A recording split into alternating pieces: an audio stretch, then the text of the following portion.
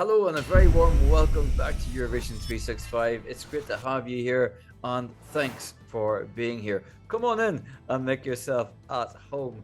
In this episode, I'm going to be revealing the songs which I predict are the dark horses of Eurovision 2023. Dark horses, as we know, are the songs, the performers that maybe are under the radar slightly when it comes to the bookies at least, and maybe aren't being talked about that much. But then somehow on the night they kind of surprise us all and do really well, or maybe come close to winning, if not winning the whole thing outright. Of course, dark horses are not a new phenomenon at the Eurovision Song Contest. Phenomenal. That's right, Noah. And if you look at the history of the Eurovision, there are many examples when dark horses have come along and maybe triumphed in the end. If we go back to, for example, the 1968 contest, on that day, bookmakers were only giving odds on who would come second to Cliff Richard. Such was their belief that he was going to win. Of course, Maciel emerged victorious.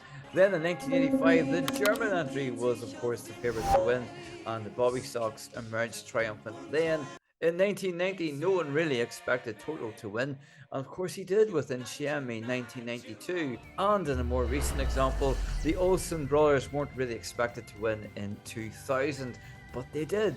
So now it's time for me to share with you who I believe are the dark horses of Eurovision Song Contest 2023.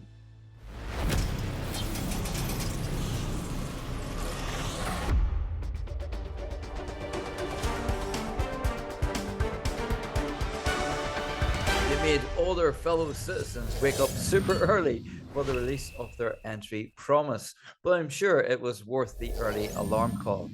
Voyager came to the attention of the international fandom after just missing out on winning their national final last year.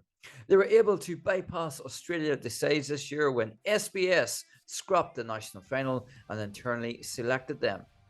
Australia have been given an advantageous draw in the second semi-final and will of course close the semi-final. It's a positive draw if the last few years are anything to go by for those performing last at the semi-final, but don't tell fear or flame that. But in saying that, they did place 11th in their semi-final in 2021. Australia are currently sitting at 19th in the bookies overall, but interestingly, they're second favourite to qualify from their semi-final. I believe Australia is a dark horse because of the sound of Promise. It's a rich blend of rock, electropop, and the 1980s, which is making a big comeback thanks in part to the success of shows like Stranger Things. What Voyager have is lots of stage experience, and combined with their engaging performers, it is sure to leave a lasting mark on the psyche of those watching the contest. I also feel that the local audience in Liverpool will be hugely supportive towards the band, as this type of genre will be popular on mainland UK.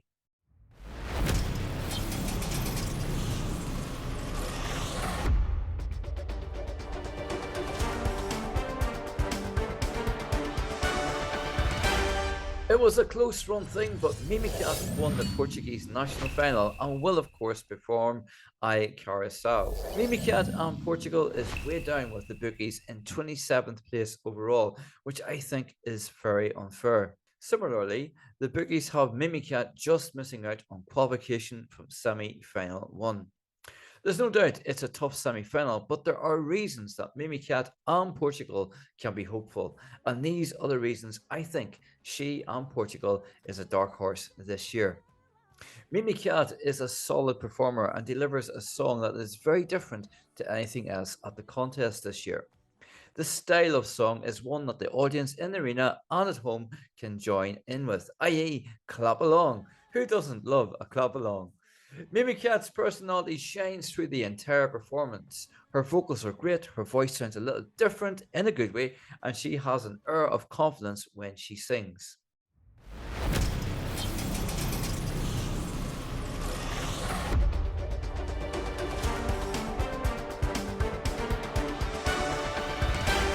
Last year, Moldova came out of nowhere for me, I've got to be honest. Indeed, in the run up to the pre-ESC event, I had it down near the bottom of my personal ranking. That was until I saw it at Eurovision in concert. Then everything changed. The twins of the group never stopped smiling, and the whole gang were having the time of their life from start to finish. With all that fun energy and the perfect draw after so many slow paced songs, Moldova rightfully took 7th place. This year, Pasha Parfeni returns with a very ethnic sounding and peculiar style of song. The betting odds have them down at 17th place overall, but in more positive news, the bookies again predict they will qualify to the final. The reason I think this is a dark horse is based upon the entire aesthetics. The backing singers are certainly memorable with their horn like headwear. Pasha gives a powerful performance. He also has the prior experience of being at the contest back in 2012. So, though the contest has evolved since then, he will have a fair grasp of what to expect. It's also a song and performance that I think people will be talking about after the performance has ended. Speaking of people still talking about a song after the performance has ended, it's time for my next black horse.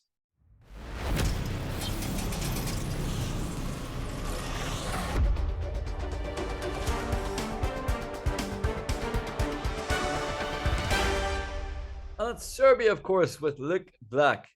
Luke was a huge favourite amongst fans, at least, to win his national final, and he didn't disappoint. Similar to Mimicat and Pasha Parfeni, there's nothing else quite like Samo Mise Spava. The bookies currently have this in 16th place overall and have it qualifying from the bloodbath that is semi final one. The key ingredient to this song is Luke Black. Being honest, it's not one I listen to a lot amongst the songs from 2023, but when I watch the performance, I am caught and Luke has me for those 3 minutes. Let's not forget, Eurovision is and always has been a contest made for television, and with the removal of the orchestra, much emphasis is now placed upon the visuals. What Luke Black and Serbia have going for them is how the melody is almost hypnotic. Luke is an incredibly engaging performer. The song and performance is a little different and perhaps a little strange, but that is the USP of this one. It has a science fiction Stranger Things vibe to it all, and Luke complements the song with his unique sound and look. It's sure to get people talking and more than likely voting.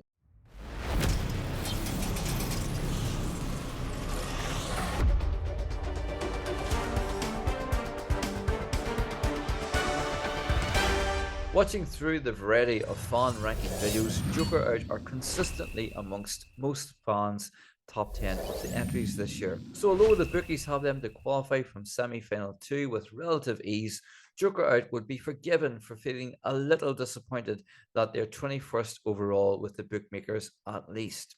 What Joker Out have going for them though is that from the moment their song was revealed, one couldn't help but notice the infectious fun energy emulating, not just from Bojan, the lead singer, but the entire band. There is an evident chemistry between the lads, and they have been making friends everywhere they go, including the pre-parties they've attended so far.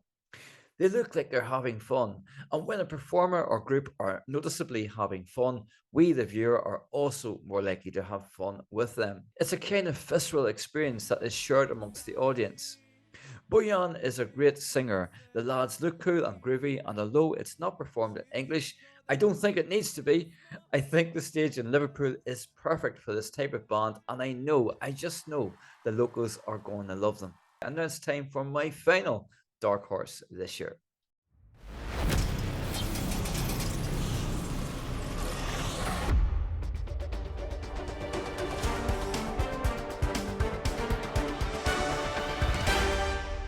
Yes, it's Denmark. I had this as my favourite to win DMGP, and I was really happy when Reddy was victorious. Reddy has the great distinction and honour of opening semi final 2 with Breaking My Heart. Not many people are talking about Reddy, but I think he's one to look out for at the contest this year. The bookies have him just about qualifying from his semi, but Riley is currently 28th overall. What bookmakers and fans may be forgetting is Riley has a huge following in his own right, and with the worldwide vote coming into play this year, I expect Riley to pick up a fair share of those votes. It's a K-pop style song, and I think it's likely to appeal to a younger audience, who of course are more likely to vote as well. The focal effect used works well, I think, I know many have complained about this, but I think it works well with the melody of the song. Riley seems likable, and if he can show us he's having fun, albeit the song's about him being scared of breaking his heart, he will do well in Liverpool. So those are the 6 countries I believe are the dark horses this year. I'd also give a special shout out to Gustav and Belgium. I think it's a song that is going to do really well in that arena, and I just feel it. I just feel that the locals in Liverpool are going to love that style of entry. But that's what I think. I'd love to know what you think. What's your dark horses? What do you think of mine? You know what to do by now. Let me know in the comments below. I look forward, as always, to reading those. But until the next episode, you take care, and I'll see you very soon.